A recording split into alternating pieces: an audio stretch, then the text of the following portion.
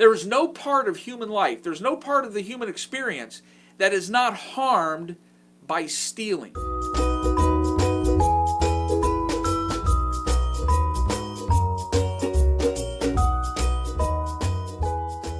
Hi, and welcome to our YouTube channel here at Mundelein Church of the Nazarene. We are in the middle of a series called Back to the Basics, which is a look at the Ten Commandments, hopefully a fresh look on how they might still apply to our world today. This is episode 8 in that series, and today is maybe the commandment that is the most all-encompassing of all of them. I don't know if it's the most important. It might be. It's the 8th commandment that simply says, do not steal.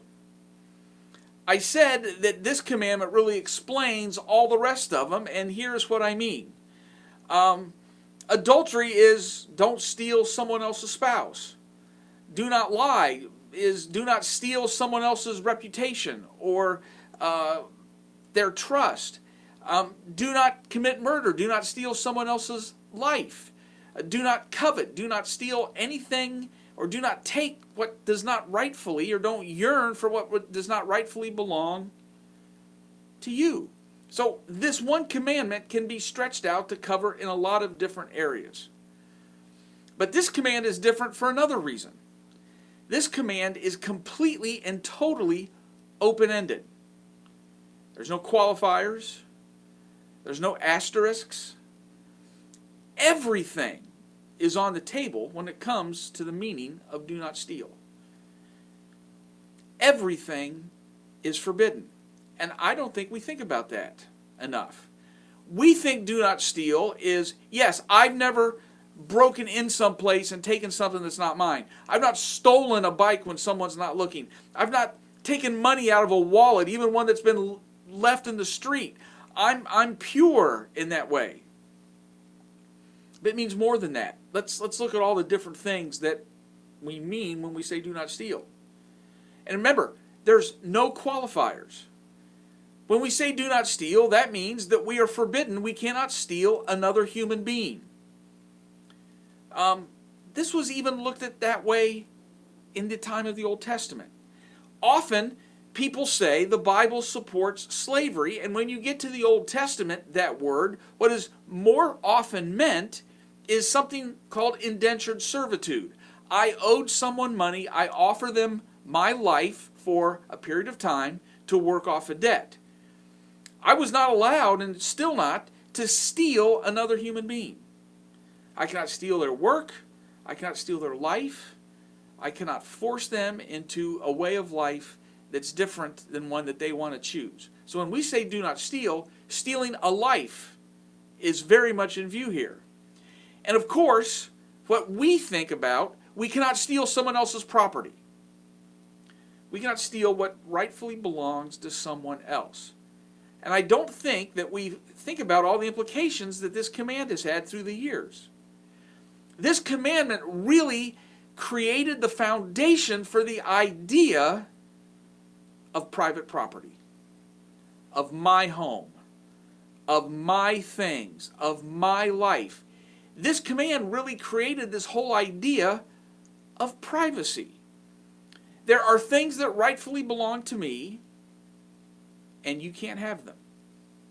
There are things that rightfully belong to you, and I can't have them. If you do not have anything that is rightfully yours, civilization is really not possible. We're back to the world where everything belongs to whoever's in charge. And there's still people today that want to set up that way of doing things again. But it means more than this. Do not steal also means don't steal someone else's reputation. Don't steal someone else's trust. Don't steal someone else's intellectual property. Once you steal someone's reputation, it is very difficult, if not impossible, for it to be fully recovered. We're also banned from robbing someone's dignity. It is always wrong to degrade. It is always wrong to humiliate someone else. There are ways to say things that are uplifting, and there's a way to say things that really degrade and diminish someone else. It's always wrong to take someone else's dignity. It's also wrong to take someone's intellectual property. Yet we do that sometimes cavalierly. How many times have you heard a preacher in a pulpit steal someone else's story and not give credit where credit is due?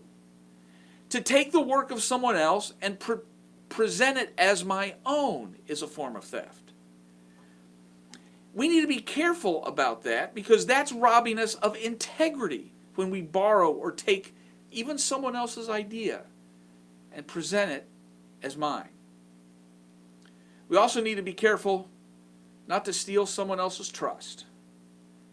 If we're in some kind of a business arrangement and I hide damaging information in order to sell you a product or a thing that will benefit me and harm you, and I purposely withhold what I know to be there just to disadvantage you, I'm stealing trust. We need to be careful with all these things. It's hard to proclaim ourselves as Christian while stealing reputation or trust or dignity. Oh, we are really good about not stealing someone's things, but it's much more expansive than that. There is no part of human life, there's no part of the human experience that is not harmed by stealing. One last thing. When I steal, I'm the one being harmed as much as anyone. If I get very well acquainted with stealing, I never learn the value of delayed gratification. I never learn to respect someone else. I never learn to respect their stuff. I never learn to respect their hard work. I never learn to respect their value. And I also never learn how to properly value anyone that's around me. I also never learn the value of hard work. There's something about working for something that makes it more valuable than simply taking it as your own, even though it's not. All that stuff goes in to stealing. It's why it's so valuable. I hope we think about it. Anyway, thanks for joining us this week as we talked about do not steal. Join us in a future week. This week, hey, subscribe to us, like us, get into a debate with us, leave a comment. We'd love to talk about something that concerns you. But till then, we'll see you back here next week.